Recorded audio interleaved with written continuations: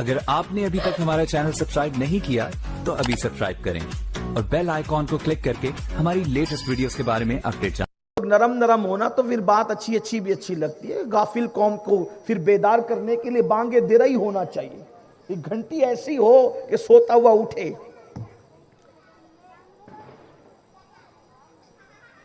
کہتے ہیں کہ مجھے کارڈ جلدی نہیں ملا، نادان ہو۔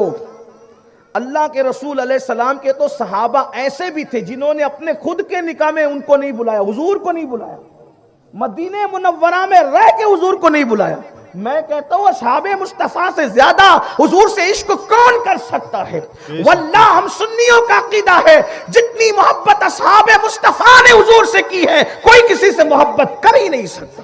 بے شک، سبحان اللہ۔ لیکن حیرت ہے حضور کو انہوں نے اپنی شادیوں میں نہیں بلایا، نہیں بلایا، مزاج ہی نہیں تھا، لیکن کبھی بات چیت بند نہیں ہوئی اور غصہ نہیں آیا۔ ایک مرتبہ ایک صحابی کو دیکھا کہ پیلا پیلا کچھ اثر ان کے وجود پر ہے۔ حضور نے فرمایا تو نے شادی کی ہے کیا؟ اس کا مطلب حضور کیوں پوچھ رہے ہیں؟ کیونکہ بلایا نہیں۔ توجہ آپ کی، یہاں تو بات بند ہو جاتی ہے نہیں بلانے پر۔ کبھی سوچا نہیں یار اس کی حیثیت اتنی ہی ہوگی نہیں بلانے کی؟ کبھی گھر بھر کی دعوت نہیں آئی، دو ہی آدمی کی آئی تو پورا گھر نہیں جاتا احتجاج کے طور پہ؟ کیا بھکاری پن لگا رکھا۔ اسلام سمجھو، صرف جمعہ کی 2 رکعت تمہیں مسلمان نہیں بنا سکتی۔ گوشت و انڈا مچھی کھا کر صرف مسلمان نہیں بن سکتے، یا کوئی مخصوص عضو کی تراش خراش کی بنیاد پر صرف مسلمان نہیں بن سکتے۔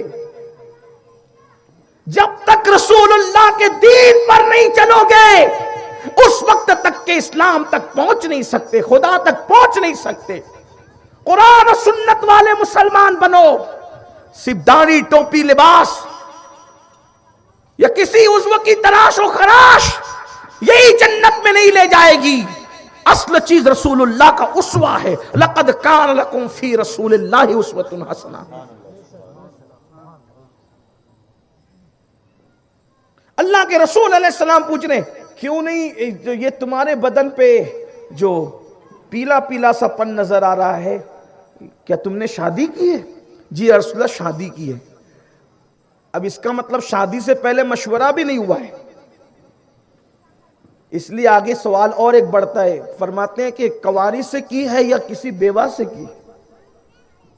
مطلب حضور کو یہ بھی اطلاع نہیں دی گئی ہے کہ کروں کہ نہیں کروں۔ آج کل اگر کسی کو کوئی مانتا ہے، یار تو نے مجھ سے پوچھا تک نہیں، وہ خاندان میں کر لیا، یہ کر لیا، کہ یعنی جہالت کی انتہا ہو رہی۔ رسول اللہ صلی اللہ علیہ وآلہ وسلم کی سادگی دیکھو اور اپنا اترانہ دیکھو، ان کی عاجزی اور انکساری دیکھو اور اپنا گھمنڈ دیکھو، ذرا اندازہ تو کرو۔ فرمایا کہ تو نے شادی کی؟ انہوں نے کہا ہاں یا رسول اللہ میں نے شادی کی۔ پھر پوچھا کہ کنواری سے کی یا کسی بیوہ سے کی، مطلقہ سے کی؟ تو حضور میں نے بیوہ سے کی۔ فرمایا کہ کنواری سے کرتے؟ اللہ کے رسول علیہ السلام نے فرمایا کنواری سے کرتے یعنی غیر شادی شدہ سے کرتے، بیوہ کی بجائے کنواری سے کرتے، تاکہ پھر جو آگے کے جملے ہیں فرمایا وہ تم سے کھیلتی وہ تم اس سے کھیلتے، یعنی تم اپنی زندگی کا لطف لیتے۔ اس کے رسول اللہ میرے گھر میں میری چھوٹی بہنیں تھیں، اس لیے مجھے کسی بڑی عمر تجربہ کار عمر کی عورت کی ضرورت تھی، اس لیے میں نے بیوہ سے نکاح کیا۔ اس کا مطلب یہ ہے کہ حضور کو یہ بھی اطلاع بظاہر نہیں دی گئی کہ بیوہ سے کر رہے ہیں یا جو ہے وہ کنواری سے کر رہے ہیں، نکاح کب ہو رہا ہے، نکاح کون پڑھا رہا ہے، یہ سب کچھ حضور علیہ الصلوۃ والتسلیم کو بظاہر جو ہے وہ حضور کو دعوت نہیں دی گئی، لیکن ماتھے پہ شکن نہیں، حضور نے دعا دی ان کو۔ مدینے میں ہی رہتے ہیں، ایک ہی محلے میں رہتے ہیں، اور اس وقت کا پورا مدینہ منورہ اتنا تھا جتنا آج پورے احاطے پر مسجد نبوی شریف ہے، بس اتنا ہی پورا مدینہ منورہ تھا۔ لیکن ایک تو یہ تھی، اصحاب رسول کا خیال تو یہ تھا، نمبر 1 کہ وہ پہلی بات تو اتنی بھیڑ اکٹھا کرتے نہیں تھے جیسا کہ آج ایک رسم ہو گئی ہے۔ نمبر 2 کہ وہاں حال یہ تھا کہ ان کو اپنی خواہش سے زیادہ کہ میرے گھر حضور نکاح میں آئے، میرے گھر حضور میت میں آئے، میرے گھر حضور جنازہ پڑھانے، اس سے زیادہ ان کو یہ تھا حضور کو تکلیف نہیں ہونا چاہیے، حضور علیہ السلام کو تکلیف نہیں ہونا چاہیے، ہم خود ہی کر لیں گے، حضور کو تکلیف نہیں ہونا چاہیے۔ یہاں تو یہ ہے کہ اگر پیر صاحب دعوت میں نہیں آئے تو لوگ بیعت توڑ دیتے ہیں، जनाजे में नहीं आए तो लोग बैत तोड़ देते हैं, दावत दी दावत कबूल नहीं किया तो लोग पीर के बैत तोड़ देते हैं, इमाम के पीछे नमाज पढ़ना छोड़, मेरे घर दावत भी नहीं है, मेरे घर निकाह भी नहीं है। यानी कि लोगों का हाल भी ये हुआ और ये सारे हालात हुए।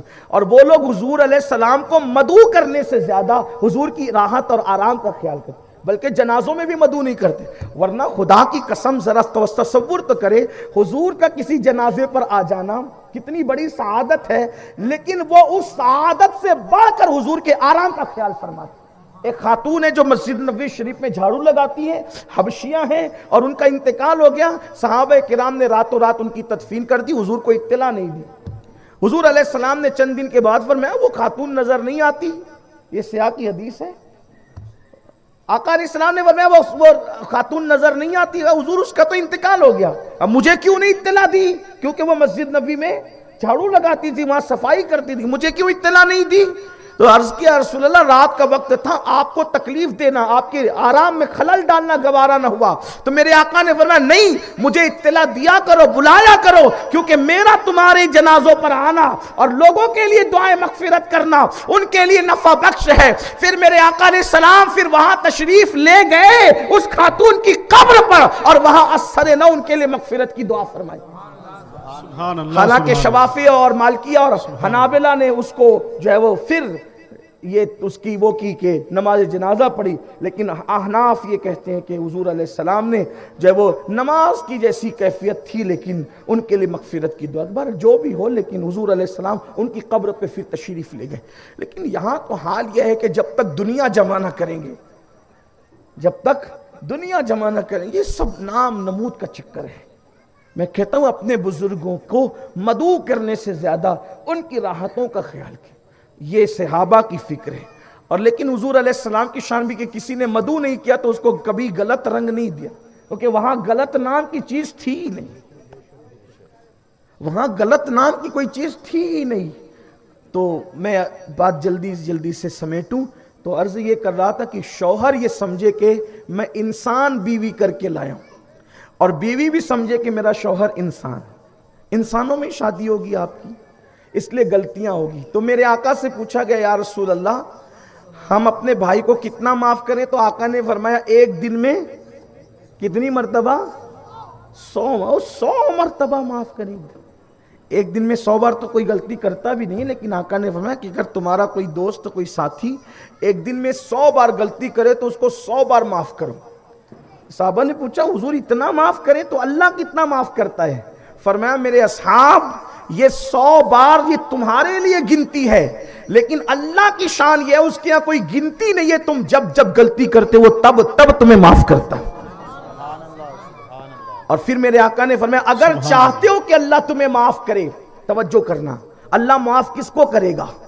सरकार अलैहिस्सलाम फरमाते चाहते हो कि अल्लाह तुम्हें माफ करे तो तुम अपने भाइयों को माफ करते रहो। जब तक तुम अल्लाह के बंदों को माफ करते रहोगे, अल्लाह तुम्हें भी माफ करता रहेगा।